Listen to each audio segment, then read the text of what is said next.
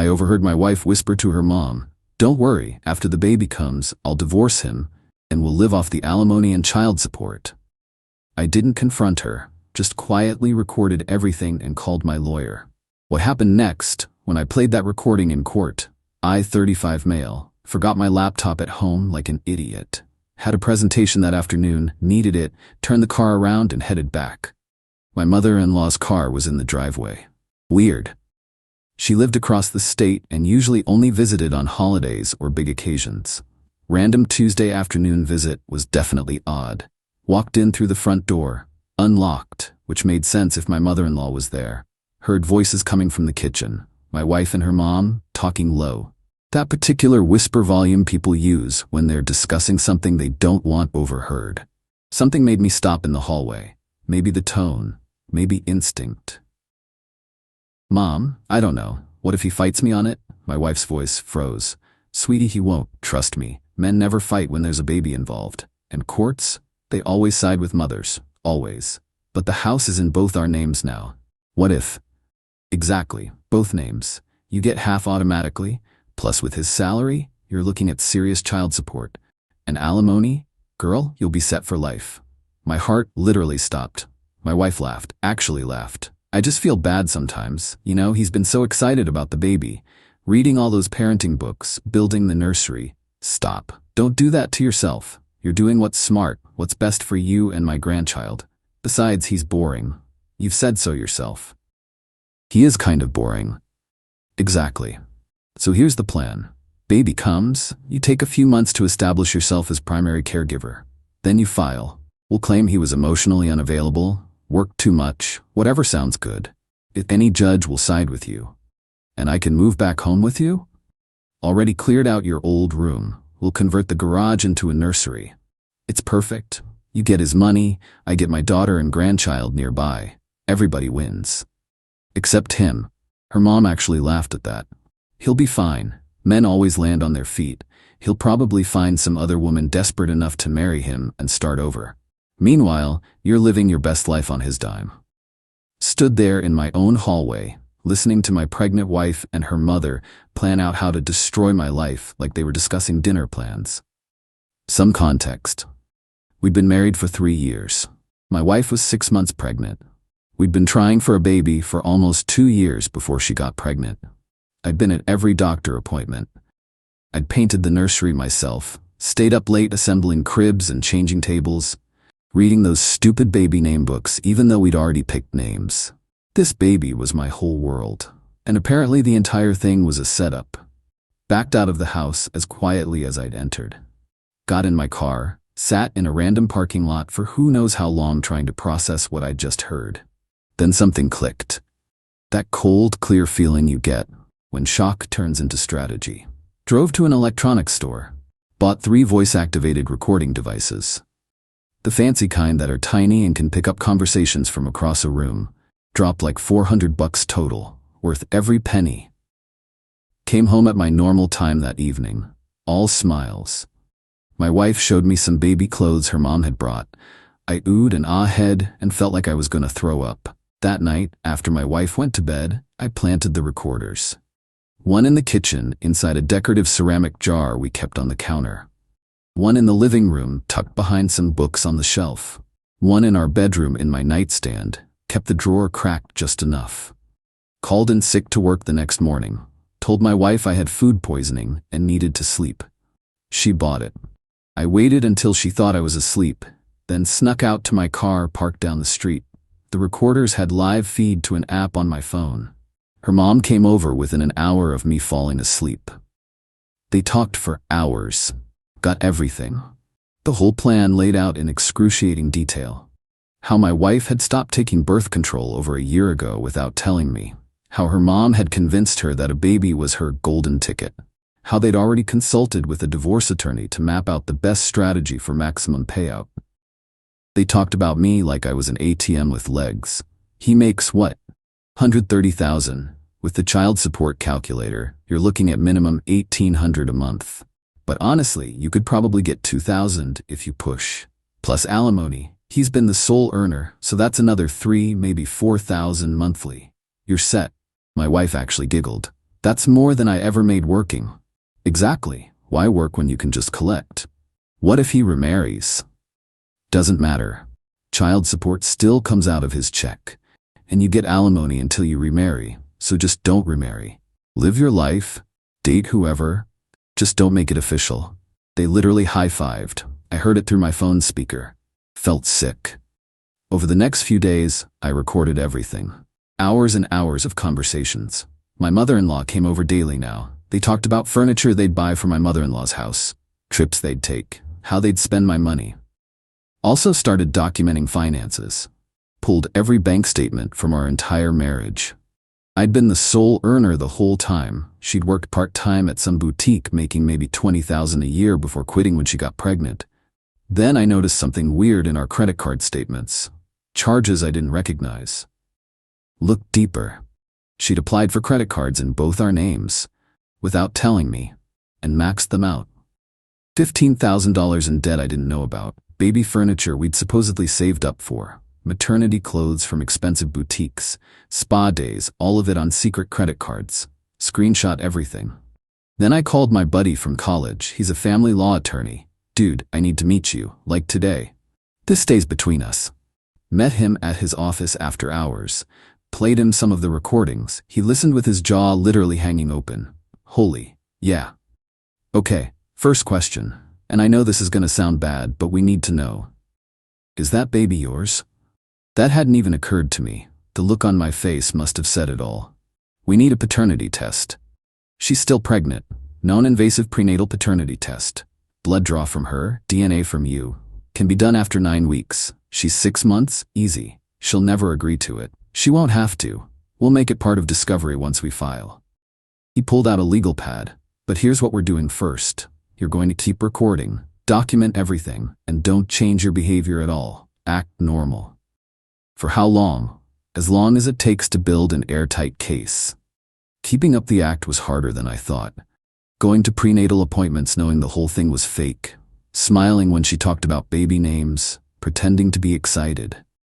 The recorders kept catching gold. The lawyer said the key is to establish yourself as primary caregiver immediately. So when the baby comes, you do all the feedings, all the diaper changes. Make him feel useless. Then when you file, you can show you're the primary parent. What if he wants custody? Men never really want custody. They just say they do. Once he realizes how much work a baby is, he'll give up. Then you get full custody and maximum child support. My wife laughed. This is almost too easy. Meanwhile, she kept spending. More credit card debt. Started looking at new cars online. Sent links to her mom about SUVs she wanted. You should get him to buy you a new car before you file. Say it's for safety with the baby. Good idea. She brought it up that night at dinner. Babe, I've been thinking. My car is getting old. What if something happens when I'm driving with the baby? We should get something safer. Smiled at her. Let's wait until after the baby comes. Make sure we can afford it. She pouted but dropped it. Heard her complaining to her mom the next day. He's being cheap about the car. Doesn't matter. After you file, you can get whatever you want with the child support. My lawyer quietly filed for legal separation. Established the date. Protected my assets from anything she did going forward. We're building toward the nuclear option, he explained. When we file for divorce, we're going for full protection of your assets, full exposure of her fraud, and 0 support payments. Can we actually win that? With this evidence? Yeah, we can. About a month before we were ready to file, my wife announced her mom was moving in temporarily, just to help with the last trimester and after the baby comes. I smiled through gritted teeth. Sure, babe, whatever you need. Her mom moved into our guest room that weekend. The recorder I'd planted in there caught her phone calls to friends. He's such a sucker, has no idea what's coming. My daughter's going to be living off his paycheck for the next 18 years while I get to raise my grandchild. It's perfect. She also talked to the divorce attorney she'd already hired. We're thinking emotional abuse. He works too much, doesn't pay attention to her needs. That kind of thing. Judges eat that up. They were building their case while I was building mine. My lawyer finally served the papers. Did it while I was at work so the recorders would catch her reaction. She called me within minutes, screaming, "Divorce papers? Are you kidding me right now? I was calm, practiced. I think it's what's best. I'm 7 months pregnant. The papers explain everything. Explain what? That you're abandoning me? Your child? We'll work out custody arrangements. She hung up, called back from her mom's phone. More screaming, more accusations, hung up again. Got home to find half her stuff gone. She'd moved to her mom's. Perfect. Texted her, we should probably talk logistics. Her, talk to my lawyer. She already had one on retainer. They'd been ready. Her lawyer sent mine a demand letter, wanted me out of the house, wanted temporary support, wanted all medical bills covered, wanted spousal maintenance. My lawyer sent back a counter-proposal with a request for prenatal paternity testing. Her lawyer called mine. Pissed. A paternity test? That's insulting. We're not agreeing to that. Then we'll let the court decide. We filed a motion. Judge granted it, ordered her to comply. She fought it hard. Her lawyer filed motion after motion claiming it was invasive, stressful, unnecessary. Judge wasn't having it. If paternity is disputed, we establish it now. Test is ordered. The wait for results was brutal. My lawyer called me one morning. Sitting down, just tell me, not yours. Everything stopped. What? The baby, not yours. 99.9% excluded as the biological father. Felt like I'd been hit by a truck, even though I'd suspected it. Hearing it confirmed, she was cheating on me the whole time. Looks like it, and this changes everything. She can't claim child support for a baby that isn't yours. The fraud case just got a lot stronger. My lawyer filed amended papers immediately, including the paternity results. My phone exploded. Calls from her mom, unknown numbers, blocked everything. Got one text I screenshot. That test is wrong. You are the father, and my lawyer is going to prove it. Her lawyer sent a nasty letter claiming we'd tampered with the test, that it was a legal trick, that they'd be pursuing damages. We sent back one sentence, see you at the hearing. The preliminary hearing was scheduled. My lawyer prepped me. They're going to try to paint you as the bad guy. Abandoning a pregnant woman, we're going to destroy that narrative. How? By playing the recordings. Courthouse. My wife showed up looking very pregnant and very sympathetic. Her mom beside her doing the concerned parent routine. Her lawyer looking confident. My lawyer had a laptop and a calm expression. Judge came in, reviewed the basics. Her lawyer stood up first. Your Honor, my client was abandoned without warning while 7 months pregnant. She's been living on her mother's charity. We're requesting immediate temporary support, exclusive use of the marital home, and coverage of all medical expenses. Judge looked at my lawyer. Response? Your Honor, we have extensive evidence this entire pregnancy was a premeditated fraud. We'd like to present recordings obtained legally from my client's own home. Judge raised his eyebrows. Recordings? Yes, Your Honor. Approximately 15 hours of the respondent and her mother discussing their plan to defraud my client through this pregnancy. Her lawyer jumped up. Objection. These alleged recordings were obtained without one-party consent state, my lawyer cut in. My client recorded conversations in his own home. Completely legal. Judge leaned forward. I'll hear them. My lawyer pulled out his laptop, connected it to the court sound system, hit play. My wife's voice filled the courtroom. Mom, I don't know. What if he fights me on it? Sweetie, he won't. Trust me. Men never fight when there's a baby involved. Watched the color drain from my wife's face. Her mom looked like she'd seen a ghost. My lawyer let it play. 5 minutes of the first conversation, the whole plan laid out in their own voices, then stopped it. We have many more hours of similar conversations, Your Honor. Discussing stopping birth control without my client's knowledge, planning the pregnancy deliberately, consulting with divorce attorneys before ever filing, and discussing how to maximize financial gain. The judge looked at my wife. Is this your voice? She opened her mouth. Her lawyer whispered something to her. I was just upset and venting. I didn't actually mean. Play the rest, the judge said. My lawyer played more. The parts about the golden ticket, the parts about child support calculations, the parts about me being boring and easy to manipulate. When it finished, silence. Then the judge, anything else? The paternity test results, Your Honor. Submitted them. Judge reviewed them, looked up at my wife. Whose child is this, ma'am? My wife was crying now. It was a mistake. The marriage was difficult. I was confused. I'll ask again. Who is the biological father? I don't know. Judge sat back, looked pissed. Here's what's happening. No temporary support. Mr. He checked the papers. Stays in the marital home as it was his property prior to marriage. All joint credit cards are frozen pending investigation. We'll reconvene for final hearing to settle this properly. Your Honor. Her lawyer was on his feet. My client is about to give birth. She can stay with her mother, where, according to these recordings, she was planning to move anyway. Judge looked at my wife. Ma'am, you attempted to perpetrate fraud on this court and your husband. I suggest you think very carefully about your next moves. Gavel. Done. Walking out, her mom tried to corner me in the hallway. You destroyed her. She's pregnant and homeless because of you. She's homeless because she committed fraud, and that baby isn't mine.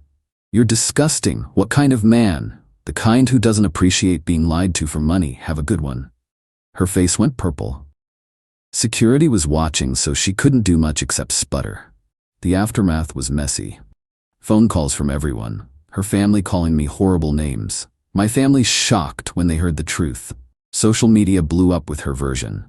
Cruel husband abandons pregnant wife over false paternity test. I sent the people who mattered the actual court documents. My wife's texts ranged from apologetic to threatening. Baby, please, we can work through this. I made a mistake. My lawyer says those recordings are illegal. You're going to jail. I'll make sure everyone knows what a monster you are. Please, I'm about to have a baby. I have nowhere to go.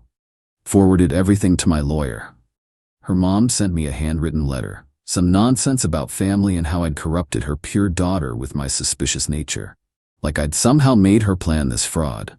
They tried to settle before the final hearing. Offered to walk away with nothing if I'd give her a lump sum of $50,000. My lawyer. Counteroffer. She takes her personal belongings and we don't press fraud charges. Her lawyer. That's insulting. That's generous. They declined. Final hearing was right after she'd given birth. She showed up looking exhausted with a newborn. Judge was not sympathetic. Ma'am, in reviewing all the evidence, the recordings, the credit card fraud, the paternity test results, this is one of the clearest cases of matrimonial fraud I've encountered. Her lawyer tried to argue she'd been coerced by her mother, that she was emotionally vulnerable, that she deserved consideration. Judge shut it down. Here's the ruling. Marriage dissolved. All premarital assets remain with original owner. The home stays with petitioner. Joint credit card debt will be divided based on who made the charges. The respondent is responsible for approximately $12,000 of the $15,000 in fraudulent charges. My wife gasped. No alimony, no child support as paternity is established with a third party. Respondent is responsible for her own legal fees plus petitioner's legal fees of $14,000. Her lawyer was objecting. Judge overruled everything. Additionally, respondent will establish paternity of the child for purposes of seeking support from the actual biological father. But that's not this court's concern. We're devil. My wife broke down sobbing. Her mom glared at me like I'd personally ruined their lives. My lawyer packed up. That went well. Walking out, her mom stopped me one last time. I hope you're proud. You destroyed her. She destroyed herself. I just didn't go down with her. That baby deserves a father. Then she should find the real one. How do you sleep at night? In my own house, in my own bed, without a fraudster next to me. Pretty great, actually. Her mom's face went bright red. She started to respond, but my ex went into some kind of post-birth medical thing, and they had to deal with that instead. I left through a side door. Final tally. Kept my house, retirement accounts, savings, car. Lost about $4,000 on the credit card debt that was ruled partially mine. Paid $14,000 in legal fees, $18,000 total to escape a fraudulent marriage. Could have been way worse. My ex got stuck with $12,000 in credit card debt, $14,000 in legal fees, and a baby with no father on record. Her mom's perfect plan turned into a financial nightmare. Heard she filed bankruptcy within the year. Moved back in with her mom permanently. Got a job at a call center.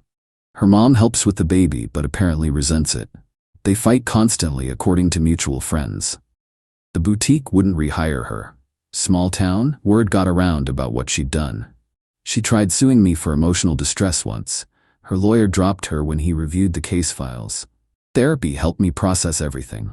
The betrayal, the realization that my entire marriage had been a lie, the grief over a baby that was never really mine, took time. Eventually, repainted the nursery, turned it into a home office, got a dog, started over, ran into her mom at a store once. She tried to approach. I walked away. Heard her yelling something about karma. The recordings got leaked somehow. Never found out how, but suddenly everyone knew the truth. Got apologies from people who judged me, accepted some, ignored others. My family rallied around me. My mom especially. She'd been heartbroken thinking I'd abandoned my child. When she learned the truth, she sent my ex a letter I never read but heard was brutal. Work was good, got a promotion, fresh start professionally too. Do I regret the marriage? Obviously. 3 years wasted on a lie. But I don't regret how I handled it. Recording everything, getting a lawyer, staying quiet until I had all the evidence, that saved me from 18 years of paying for someone else's kid. People said I was cruel for divorcing a pregnant woman. Those people didn't hear the recordings, didn't know about the year of planning, the deliberate pregnancy fraud, the credit card debt, the pure calculated entitlement. The hardest part was mourning the baby I thought I'd have. For 6 months I'd been excited. Read parenting books, built nursery furniture, imagined teaching a kid to ride a bike. Finding out she wasn't mine hurt differently than the betrayal. Just grief for something that never existed. But that kid has a biological father somewhere. He deserves to know. He deserves to be responsible. Not my problem. My ex tried contacting me on the kid's first birthday. Friend request with a baby picture. Don't you wish she was yours? Blocked immediately. That's the thing about entitled people. They never get it. Even after losing everything, they still think they're the victim. My ex's mom still tells people I'm a deadbeat dad. I hear about it sometimes. Don't bother correcting anyone anymore. People who matter know the truth. Been a few years now since that day I forgot my laptop. Feels like a different life. The house is all mine. My choices, my stuff. The office where the nursery was. Sometimes I'll sit there working and remember what it almost was. And I'm grateful I overheard that conversation. Grateful I was smart enough to record first and act later. Because otherwise I'd be paying thousands every month for a kid that isn't mine, to a woman who never loved me. Instead, I'm free. Healing. Moving forward. That's the real win. Not the court case or the money. It's being free from someone who saw me as nothing but a wallet. She played a game. I just played it smarter. And now I get to live my life honestly. No fraud, no lies, no schemes, just me and my future. Pretty good deal.